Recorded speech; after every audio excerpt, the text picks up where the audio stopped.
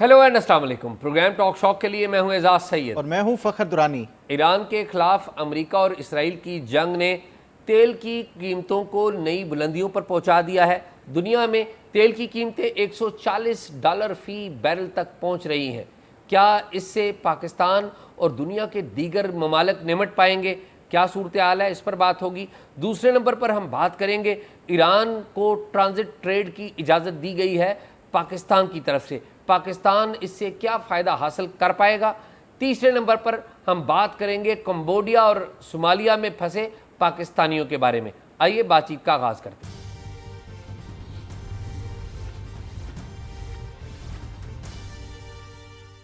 जी शाह जी, कैसे हैं आप? खैरियत फ़खर, से? आप ठीक हैं? मैं बिल्कुल ठीक, अल्लाह का शुक्र। फ़खर, आपको पता है कि आज ईरान के जो रूहानी पेशवा हैं मुज्तबा खामनई, उनका पहला पैगाम आया है, मैं चाहूँगा दुनिया के लिए, पूरी दुनिया के लिए। क्योंकि उससे पहले उन्होंने जो अपनी इंटरनली जो है वो मैसेजिंग वगैरह और उनके बयानात वगैरह आते रहे हैं, लेकिन जो दुनिया को आज उन्होंने बयान दिया ना, वो पहली मरतबा है।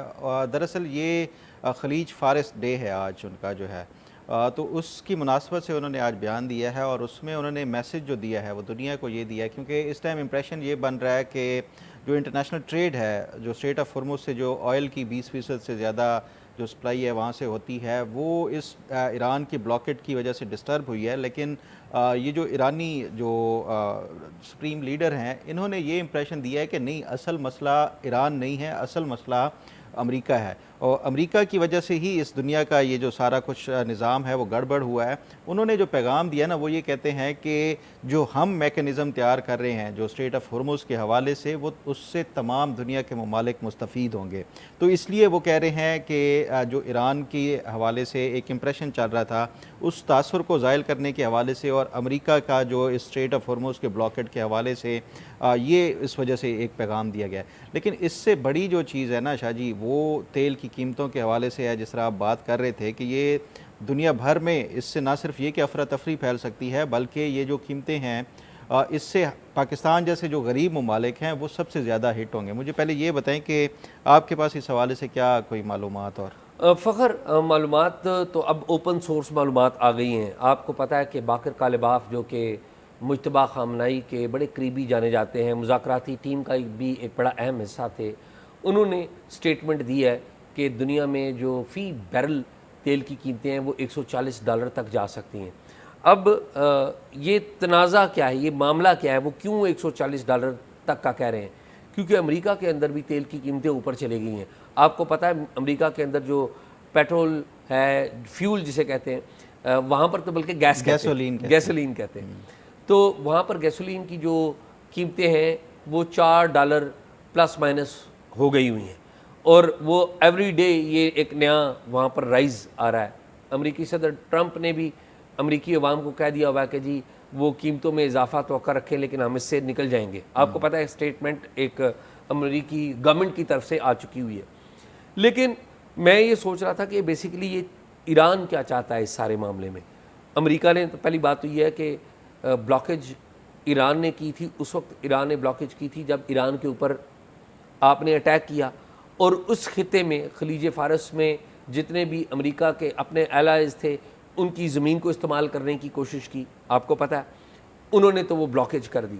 उसके बाद अगर किसी ने बड़ा गलत कोई काम किया है तो वो तो अमेरिका है जिसने ब्लॉकेड कर दिया है।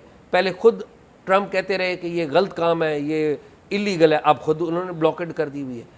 तो अब ईरानी क्या चाहते हैं, जो मुझे समझ में आ रही है, ईरान चाहता ये है कि वो इस वॉर को अमेरिका के सदर जो डोनाल्ड ट्रंप है उसका जो मिड टर्म इलेक्शन है उसके करीब तक लेके जाएं, यानी कि अगस्त तक, सितंबर में इलेक्शन है मिड टर्म का, तो वो चाहेंगे कि हम इसके करीब तक लेकर जाएंगे। लेकिन मेरा ये ख्याल है कि ईरान की सोचने या जो भी पॉलिसी ये है कि $140 तक जाएगी, तो इसका मतलब तो ये हुआ कि दुनिया तो तबाह हो जाएगी, यानी कि माशी एतबार से तो दुनिया क्रिपल कर जाएगी। तो मेरा ये ख्याल है कि अगर ट्रंप, इसमें बड़े ज़िम्मेदार ट्रंप हैं, क्योंकि ईरान तो फिर भी रिसीविंग एंड पे है ना। अगर ट्रंप ब्लॉकेड नहीं खोलते, और वो आप देखें हर वक्त एक नया सोशल मीडिया के ऊपर, ट्रुथ सोशल पे उनका बयान आ रहा है कि ईरान कोलैप्स हो रहा है। भाई ईरान कोलैप्स हो रहा है या नहीं हो रहा, दुनिया तो कोलैप्स हो गई। اور دنیا میں جو ورلڈ آرڈر مینیج کرتے ہوتے تھے وہ تو آپ کرتے تھے، تو ذمہ داری کس پہ ہوئی؟ آپ پہ ہوئی. آپ کو پتہ ہے نا رات کو ایک بڑی ڈیٹیلڈ ان کی آرم سروسز کمیٹی کی میٹنگ بھی ہوئی ہے، اور اس میں انہوں نے بتایا کہ ہمارے جو جنگی اخراجات آئے ہیں وہ کم و بیش $25 بلین کے آئے ہیں، لیکن جنگی اخراجات کی آپ نے بات کی ہے، یہ جو پیٹرول کی قیمتیں اوپر گئی ہیں اس کی بات نہیں کی، اور آپ نے صرف اپنی بات کی ہے. آپ نے اس خطے میں جو لوگوں کی اکانومی کلیپس کی ہے، یو اے ای کلیپس کر گیا اکنامکلی. آپ دیکھیے افریقہ جو ہے وہاں پہ اس وقت پیٹرول کی قلت شروع ہو گئی ہے، وہاں پر ادویات ملنا بند ہو گئی ہیں، اور اگلا کام وہاں پر ہے فوڈ کی جو قلت ہے وہ وہاں پر ایک قید ہو سکتا ہے، کیونکہ آپ کو پتہ ہے نا افریقہ میں جتنی بھی دنیا کی ٹریڈ ہوتی تھی وہ وایا یو اے ای ہوتی تھی. یو اے ای کلیپس کر گیا ہے تو افریقہ کیسے سروائیو کرے گا؟ نہیں کر پائے گا، آف کورس نہیں کر پائے گا. تو اس وقت جو امریکی حکومت اپنے اعداد و شمار بتا رہی ہے اس میں اس جنگ کے باعث ہونے والے باقی جو نقصانات ہیں اپنے اندر کے ملک کے اندر کے in terms of rise of gasoline prices اور دنیا کے، وہ تو شامل نہیں کر رہے. تو میرا یہ خیال ہے کہ یہ $25 بلین تو امریکی اپنا بتا رہے ہیں. اگر اس کو آپ انکلوڈ کریں پوری دنیا کی اکانومی سے تو میرے خیال میں یہ $1 ٹریلین سے تو زیادہ ہی ہوگی. بالکل شاہ جی، یہ جو آپ بات کر رہے ہیں نا خاص طور پہ اس میں 2-3 پہلو ہیں. پہلی بات یہ کہ یہ بات کس نے کی ہے؟ یہ کی ہے باقر کالباف نے. یہ وہ شخص ہیں جو ایران کے ڈیلیگیشن کو لیڈ کر کے یہ امریکہ کے ساتھ مذاکرات کر رہے تھے. لیکن اس سے بھی زیادہ جو ان کا پس منظر ہے نا وہ امپورٹنٹ ہے، اور وہ ہے اس ٹائم جو ایران کا جو فیصلہ سازی ہے. یہ ایک امپریشن تو یہ جاتا ہے نا کہ جو سپریم لیڈر ہیں وہی جو فائنل جو ڈیسیجن ہوتا ہے وہ لیتے ہیں. لیکن ان کے حوالے سے کچھ جو میڈیا پہ خبریں آئی تھی کہ ایک تو ان کی جو ٹانگ ہے وہ ڈسلوکیٹ ہو گئی تھی، تو ان کی 3 سرجریاں اب تک ہو چکی ہیں. چہرے کے بارے میں بھی چہرے کے حوالے سے تھا کہ وہ جھلس گیا تھا جس سے ان کے ہونٹ بھی سل گئے تھے، تو وہ ان کی پلاسٹک سرجری ابھی ہونی ہے. ہاتھ کی بھی سرجری ہو چکی ہے. اب اس بنیاد کے اوپر نا انہوں نے یہ ایک اسرائیلی میڈیا نے رپورٹ کیا کہ ایک بورڈ بنایا، 3 رکنی بورڈ ہے. وہ بورڈ سارے فیصلے سازی جو ہے وہ کر رہا ہے. اب اس بورڈ میں ہے کون؟ اس میں ایک ہیں یہ باقر کالباف ہیں، اس میں دوسرے ہیں حسین طیب ہیں، اور تیسرے ہیں اس میں ایک رضائی ہیں، ان کا پورا نام مجھے یاد نہیں آ رہا. تو یہ 3 لوگوں کا ایک بورڈ بنایا گیا ہے جو تمام تر فیصلہ سازی کرتا ہے. تو باقر کالباف کی جو بیانات ہیں یا جو ان کا، اس کو آپ یوں سمجھیں کہ اس ٹائم وہ ایران کی اسٹیٹڈ پالیسی کنسیڈر کر سکتے ہیں. اب جو باقر کالباف نے کل جو بات کی ہے، اگر دوسرا پہلو جو آپ کر رہے تھے نا کہ انہوں نے تیل کی قیمت $140 فی بیرل تک کی وہ بات کی ہے، باقر کالباف نے دراصل جواب دیا ہے اس امریکی صدر ٹرمپ کو جو انٹیلیجنس رپورٹس اور جو اسیسمنٹ اور جو بریفنگ دی گئی ہے 2 دن پہلے. ٹرمپ کو بریفنگ دی گئی 2 دن پہلے ان کی جو انٹیلیجنس کی طرف سے اور ان کے جو ریلیونٹ جو پینٹاگن اور ان کی طرف سے، اور اسکاٹ بیسنٹ جو ان کے وزیر خزانہ ہیں ان کی طرف سے. اس میں یہ بتایا گیا تھا کہ اس ٹائم جو ایران کی کیپیسٹی ہے جو آئل کے حوالے سے، پروڈکشن کے حوالے سے، وہ کوئی 1.8 ملین سے 2 ملین تک، یعنی 18 لاکھ سے 20 لاکھ جو بیرل روزانہ کی بنیاد کے اوپر یہ کنوؤں سے تیل نکال سکتا ہے. لیکن وہ کہتے ہیں کہ جو ہم نے امریکی بلاکیڈ کی ہے، اگر یہ اس کے ساتھ یہ بلاکیڈ ہم جاری رکھتے ہیں تو ایران کے پاس جو سٹوریج فیسلٹی ہے وہ ختم ہو جائے گی. اس کے بعد الٹیمیٹلی ان کو کنویں بند کرنے پڑیں گے. اب کنویں بند کرتے ہیں تو اس سے جو بنیادی طور پہ جو ٹرمپ ریلائے کر رہا ہے اس ٹائم، وہ اس بات پہ کر رہا ہے کہ ایران کنویں اپنے جو تیل کے ہیں وہ بند کبھی بھی نہیں کرنا چاہے گا. اس کی وجہ یہ ہوتی ہے کہ جو ان کی جیولوجیکل اور اس پہ جو سرویز اور یہ ہوتے ہیں، اس میں یہ بتایا جاتا ہے کہ جو تیل ایکسٹریکٹ کیا جاتا ہے نا، وہ ایک اسپیسیفک پریشر کے ذریعے زیر زمین سے جو ہے وہ نکالا جاتا ہے. اگر وہ اس کو کنویں کو بند کرتے ہیں، وہ پریشر ختم ہوتا ہے، تو اس سے کیا ہوتا ہے جو زیر زمین تیل ہے وہ پانی کے ساتھ مکس ہو کے وہ سارا ان کا جو آئل کے جو ریزروز ہیں وہ ایران کے تباہ ہو سکتے ہیں. اس خوف کی وجہ سے ایران فوری ہمارے پاس بات چیت کے لیے آئے گا. اب یہ ٹرمپ کو بریفنگ دی گئی، اس بریفنگ کے جواب میں کہ یہ 10 دنوں میں ایران کو کنویں ان کو بند کرنے سے پہلے یہ ہمارے پاس آئیں گے. اس کے جواب میں کل باقر کالباف نے یہ اپنا ٹویٹ کیا ہے، اور اس ٹویٹ میں اس نے یہ کانٹیکسٹ میں بات کی کہ یہ جو آپ اسیسمنٹ کر رہے ہیں یہ آپ کو غلط بریف کر رہے ہیں اسکاٹ بیسنٹ جو ان کے وزیر خزانہ، کہ 10 دنوں میں ایران کے پاس یہ جو تیل نکالنے والی وہ ہے وہ سٹوریج فیسلٹی ختم ہو جائے گی، آپ کی یہ غلط فہمی ہے۔ 3 دن رہ گئے ہیں، چلو یہ بھی دیکھتے ہیں کہ یہ 3 دنوں میں ہمارے یہ ختم ہوتے ہیں یا نہیں ہوتے۔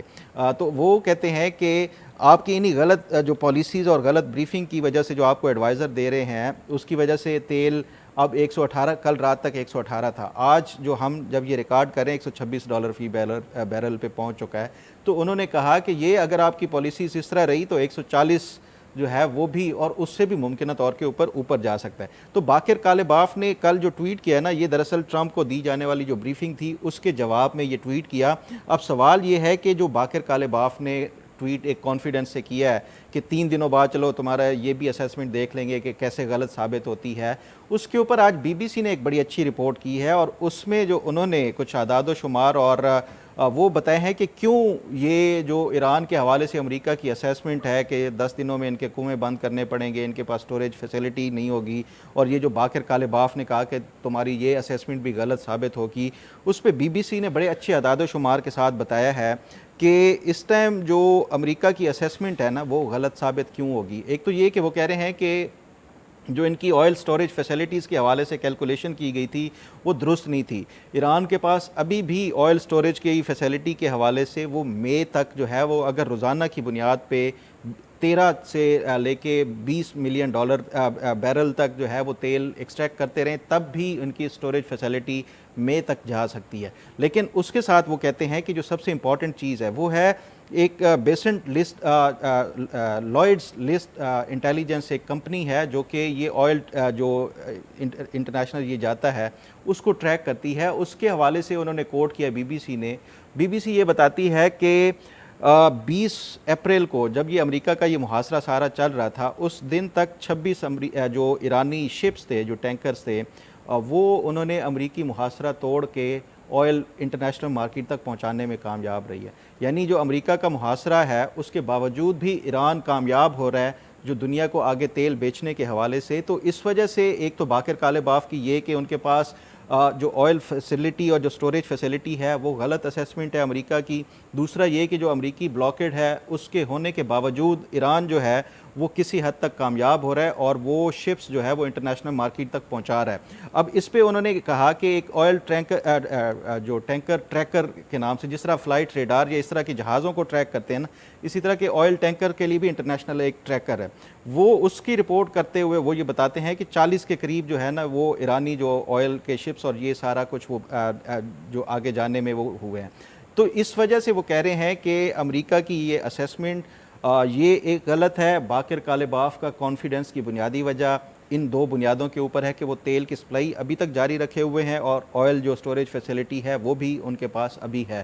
تیسری ایک اور جو چیز امپورٹنٹ ہے وہ یہ تھا کہ ایران کی جو اکنامک جو سچویشن ہے، اب اس پہ بھی یہ بی بی سی نے بڑا اچھا اس پہ انہوں نے وہ کیا ہے۔ وہ اس پہ بتاتے ہیں کہ جو تیل کی سپلائی ہوتی ہے ایران سے، ایک جو شپ نکلتا ہے وہ چائنا، کیونکہ ان کا مین امپورٹر ہے تیل کے حوالے سے، ایک شپ جب ایران سے نکلتا ہے چائنا کی مارکیٹ تک پہنچنے میں اسے 2 مہینے لگتے ہیں۔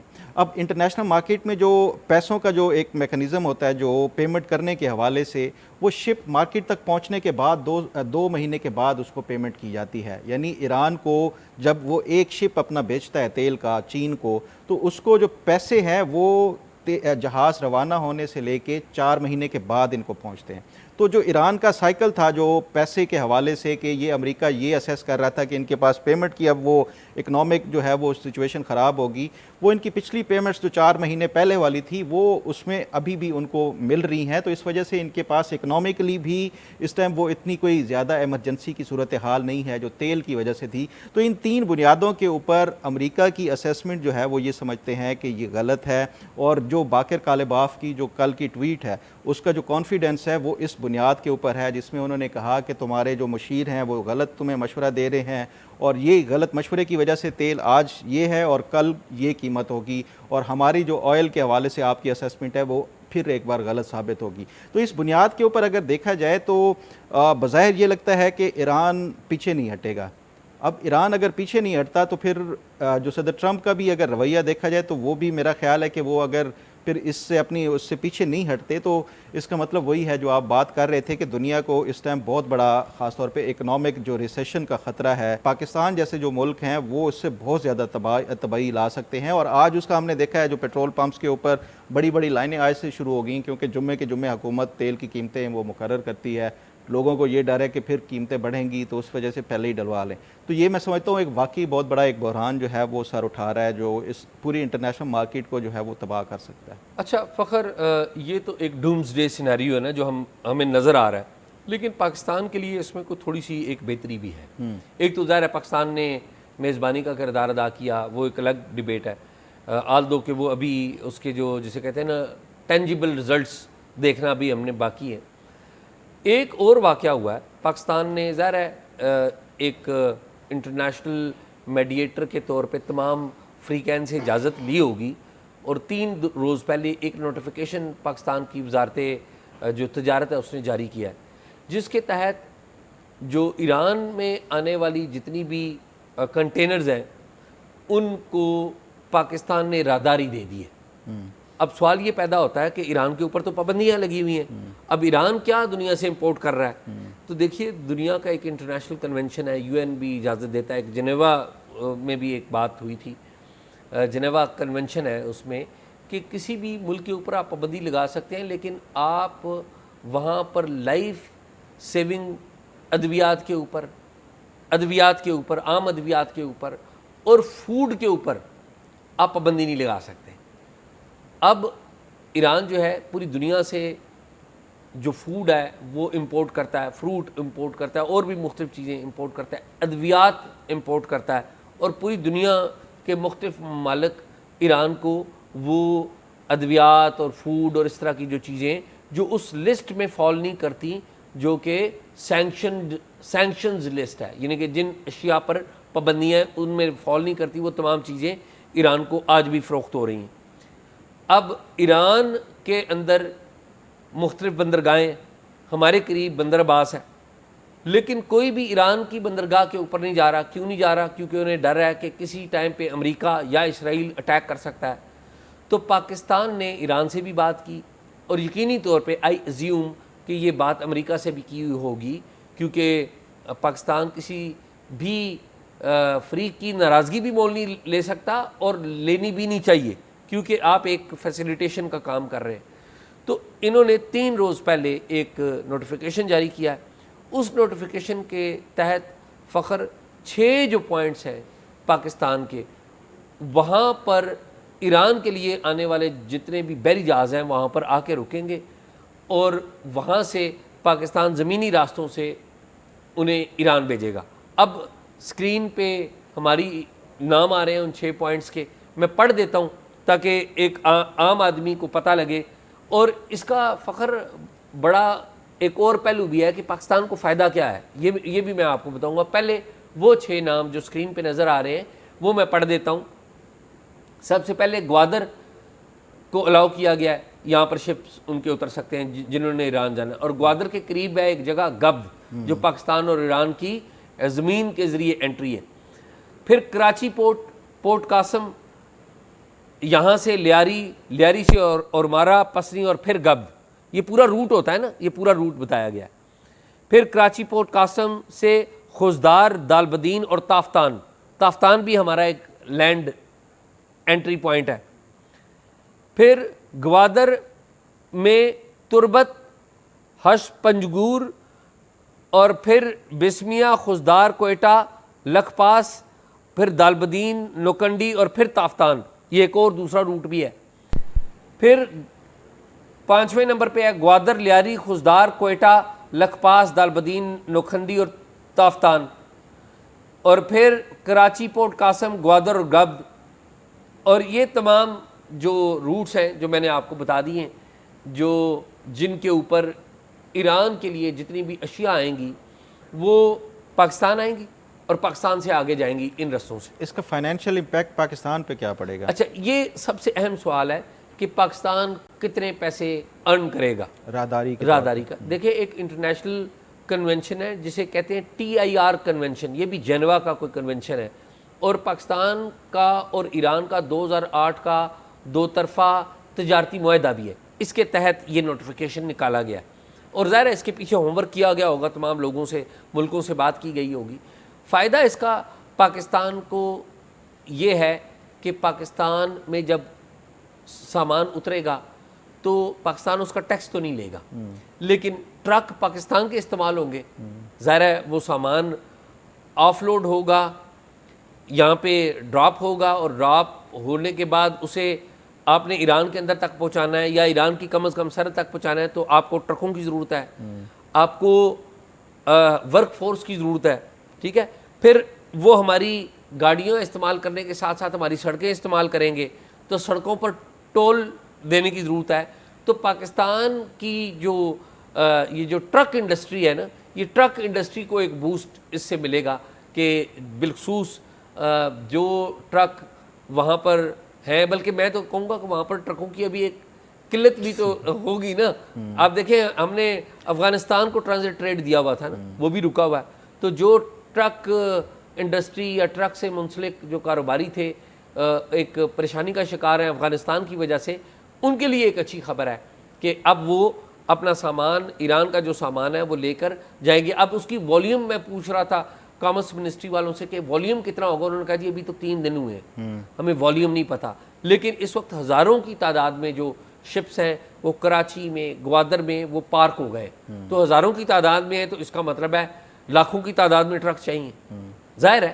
اچھا شاہ جی، اس میں نا 2-3 باتیں ہیں۔ پہلی بات یہ ہے کہ یہ جو آپ بات کر رہے تھے نا ٹرانزٹ ٹریڈ کے حوالے سے، آپ کے علم میں ہے کہ جو افغان ٹرانزٹ ٹریڈ تھی تو اسمگلنگ میں بہت سارا اضافہ ہوا تھا۔ ایک بات جو ابھی آپ کہہ رہے تھے نا کہ ان سے شاید کسٹمز ڈیوٹیز اور یہ ٹیکس وغیرہ نہیں لیے جائیں گے، تو یہ اس طرح کے جو معاملات ہوتے ہیں نا، اس میں پھر ایران کے نام کے اوپر کوئی وہ کر کے درمیان میں ٹرک غائب کر دیے جاتے ہیں، تو یہ ایک اسمگلنگ والا جو ایلیمنٹ ہے وہ اس میں ایک رائز دیکھنے میں مل سکتا ہے۔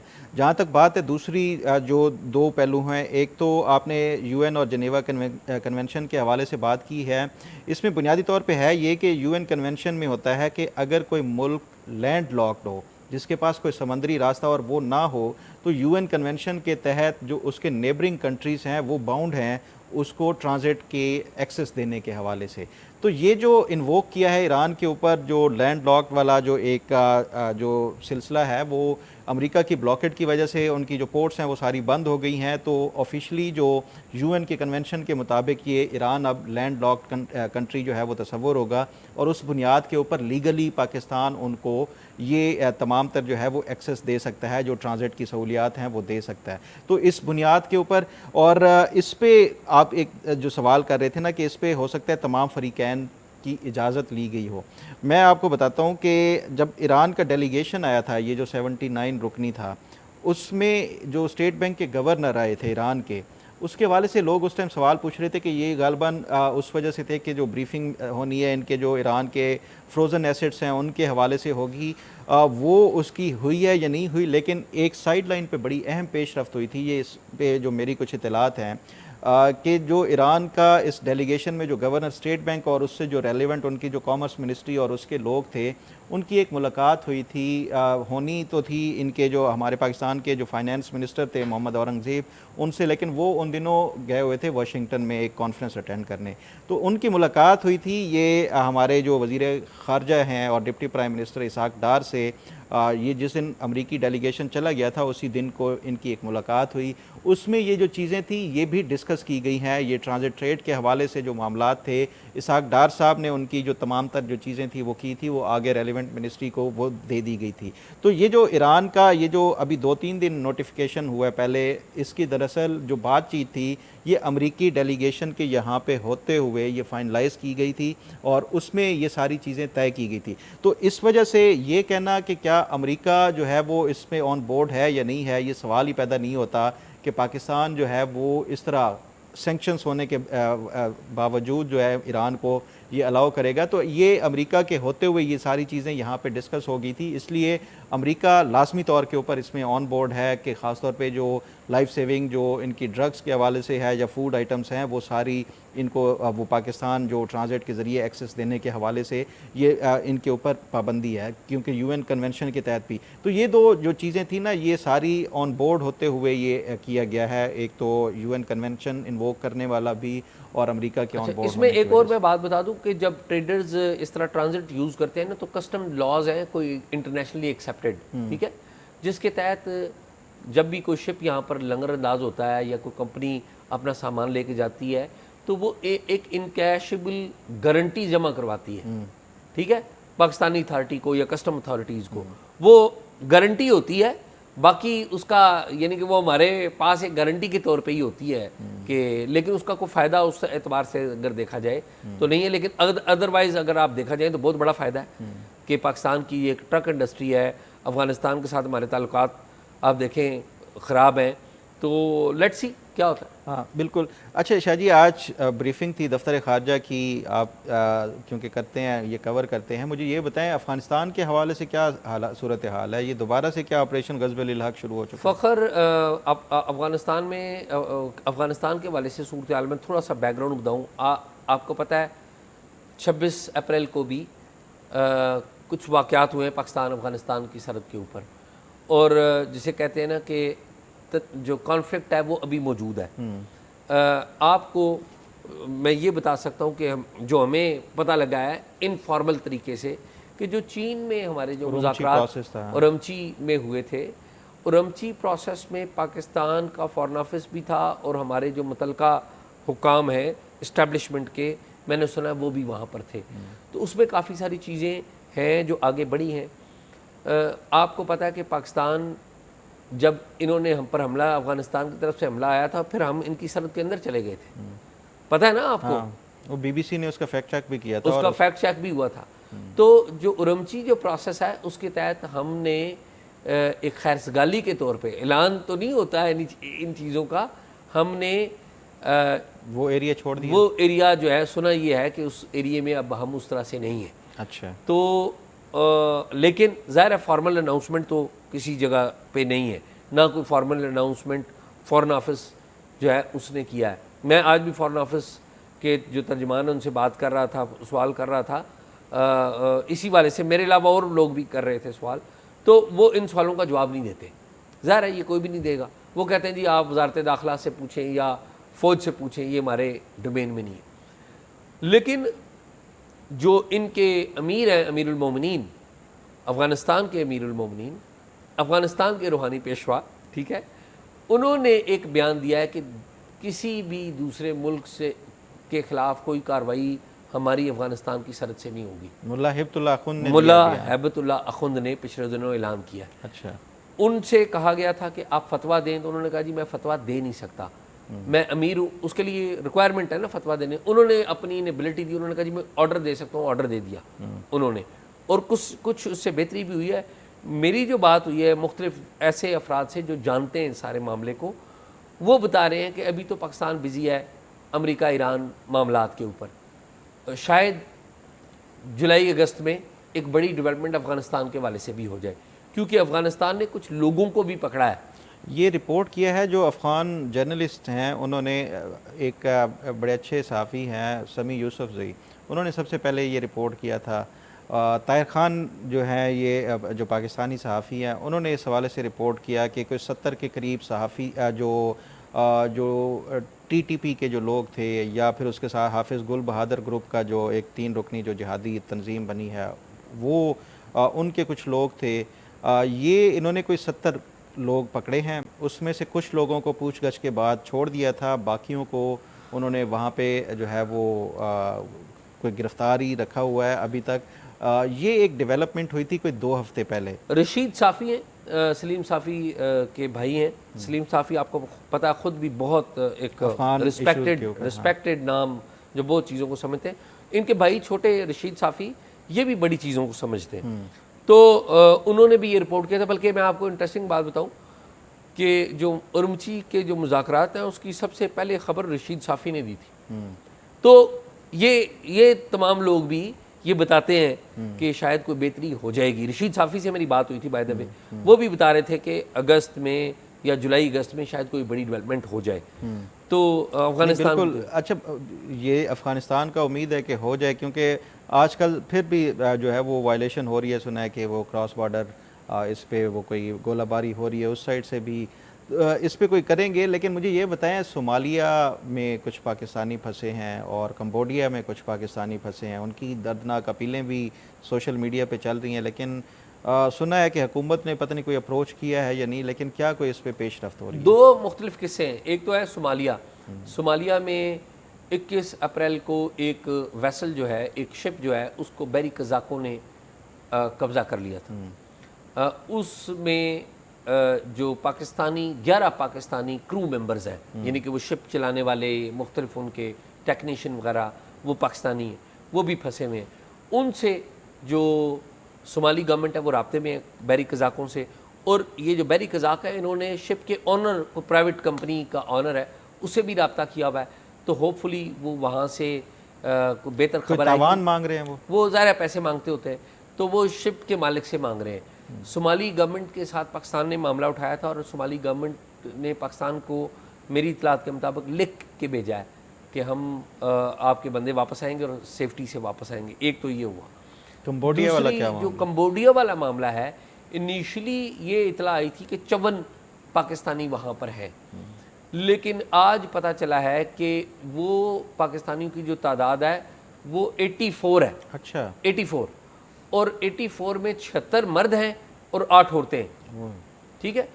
تو اور یہ انلیگل امیگریشن کے لیے سر ان میں بتاتا ہوں، ہوا یہ ہے کہ آن لائن مختلف کمپنیوں نے ان لوگوں کو جاب آفرز کی. اچھا کہ ہم آپ کو $500 ایٹ لیسٹ، کم سے کم، بعض کو $1000-2000 بھی، ہم اس کی نوکری دے رہے ہیں، آپ ہمارے پاس آئیں. آپ نے پہلے کمبوڈیا آنا ہے، کمبوڈیا سے آپ نے پرمٹ لینا ہے، اور آپ پھر کسی اور جگہ جائیں گے. ہر بندے کی ایک ڈیفرنٹ کہانی ہے.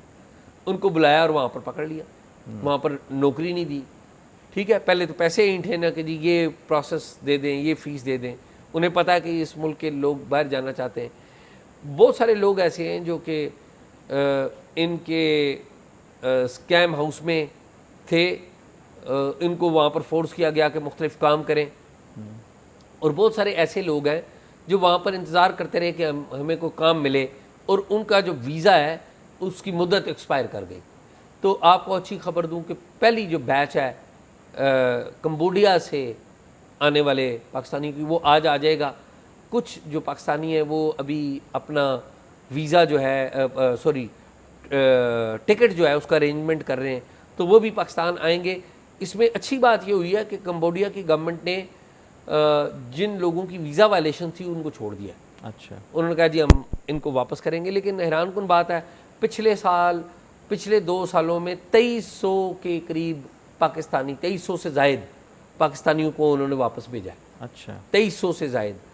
ابھی 6 ماہ کے اندر بھی کوئی 1500 کے قریب ہیں، کوئی اتنے ہی ہیں پاکستانیوں نے بھی ہر جگہ انت مچائی ہوئی ہے. ویسے نہیں، یہ انت مچائی نہیں ہوئی. یہ معاملہ یہ ہے فخر کہ پاکستان میں نوکری نہیں ہے، معاشی حالات تباہ ہو چکے ہیں. پتہ ہے پوری دنیا میں نہیں ہے، پاکستان میں تو پہلے بھی ایک معاشی ایک تھا.